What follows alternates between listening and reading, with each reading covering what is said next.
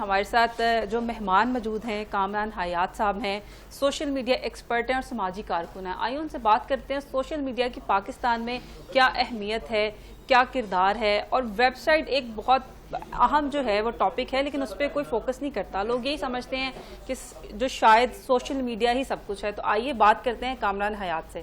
السلام علیکم. وعلیکم السلام. کیسے ہیں آپ؟ الحمدللہ.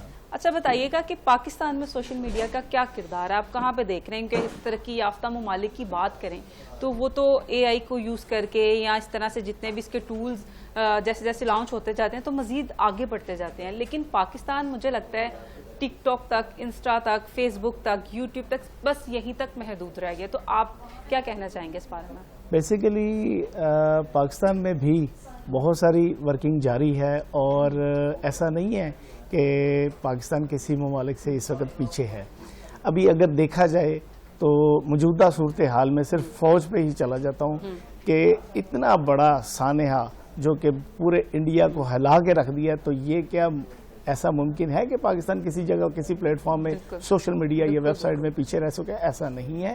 ہاں ہم تھوڑے سے لوگوں سے سلو ہیں، لیکن الحمدللہ ہماری گرپ آئی ٹی کے اوپر، ہماری گرپ سوشل میڈیا کے اوپر، ہماری گرپ ویب سائٹس کے اوپر الحمدللہ بہت اچھی ہے. اور اسی وجہ سے الحمدللہ آپ کے توصف سے یہ بتاتا چلوں، الحمدللہ میرا ادارہ کماریہ جس میں میری مسز جو ہیں وہ ڈائریکٹر ہیں الحمدللہ ارم کامران، اور انہوں نے پاکستان شوبز کی تقریباً 340 ویب سائٹس بنائی. اب وجہ یہ ہے، یہاں ایک ڈفرنس بتاتا چلوں، بہت سارے لوگوں کا ماننا ہے کہ صرف سوشل میڈیا ہی اہم کردار ہے، جبکہ ویب سائٹ ضروری کیوں ہے اس کے اوپر ہم بات کرتے ہیں. لیکن سوشل میڈیا ایک ایسا پلیٹ فارم ہے جو فری آف کاسٹ ہے، جس کے اوپر آپ وداؤٹ بجٹ اپنے بزنس کو، اپنی شخصیت کو ہائی لائٹ کر سکتے ہیں.